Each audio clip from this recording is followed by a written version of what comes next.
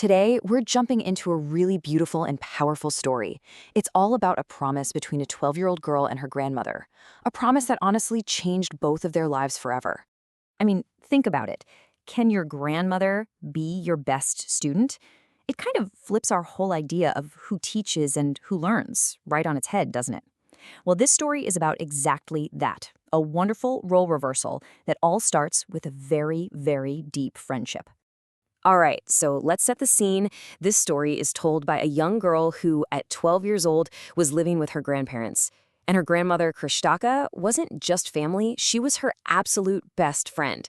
This close, loving bond is really the heart of everything that's about to happen.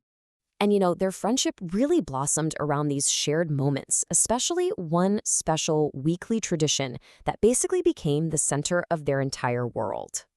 So, picture this. Every single Wednesday, a magazine would arrive, and inside was the next episode of a story they both loved. But here's the thing. Krishtaka had never gone to school, so she couldn't read a word. Her granddaughter was her window into this world of stories. And she wasn't just listening, she was completely absorbed, hanging on every word, forgetting everything else she had to do. So what was the story that had her so totally hooked? It was called Kashi Yatre, and it was about an elderly woman's incredible sacrifice. She gives up her lifelong dream of visiting the holy city of Kashi to help an orphan girl. This really hit home for Krishtaka because she also dreamed of going to Kashi, but never had the chance. She saw herself in that character, which made the story so much more personal.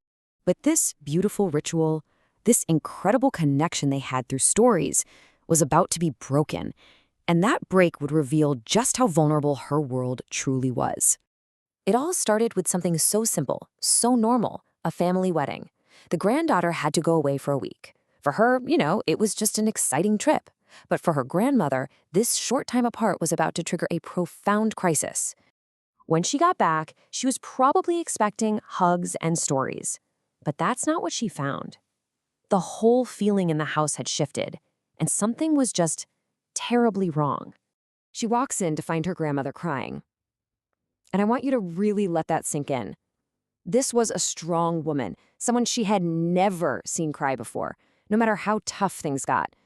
So what on earth could have happened to break her like this? And the reason, it was heartbreaking. The magazine had come, but with her granddaughter away, she couldn't read it. More than that, she felt too ashamed to ask anyone else for help. It wasn't just about missing an episode. It was this crushing feeling of helplessness, of being completely dependent on someone else for something so important to her. But, sometimes our lowest moments spark the biggest changes. And for Krishtaka, this moment of feeling so vulnerable, it lit a fire in her. She made a decision that would change everything. What a moment. No more waiting, no more relying on others. She declared right then and there that she was going to learn to read, starting the very next day. From that night on, she was no longer going to be just a listener. She was going to be a reader. And let's just pause on this number for a second. 62. An age where so many people think, nope, my learning days are over. But Krishtaka was about to prove that it is never, ever too late to learn something new. And this right here, this is the core of it all. This wasn't just about a magazine. This was about independence. It was about reclaiming that dignity that comes from being able to navigate the world on your own terms. At first, her granddaughter actually laughed, thinking it was a joke. But this was Krishtaka's response. It's just pure wisdom, right?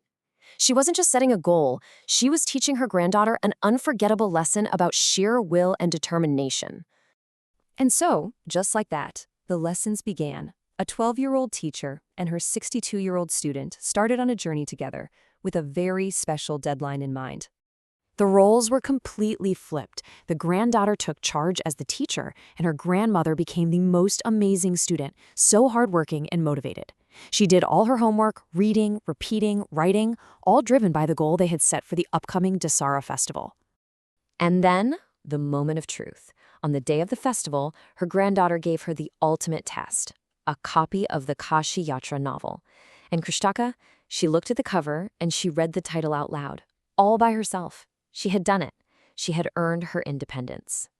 But hold on, the story doesn't end there, because what happened next is maybe the most powerful part of it all.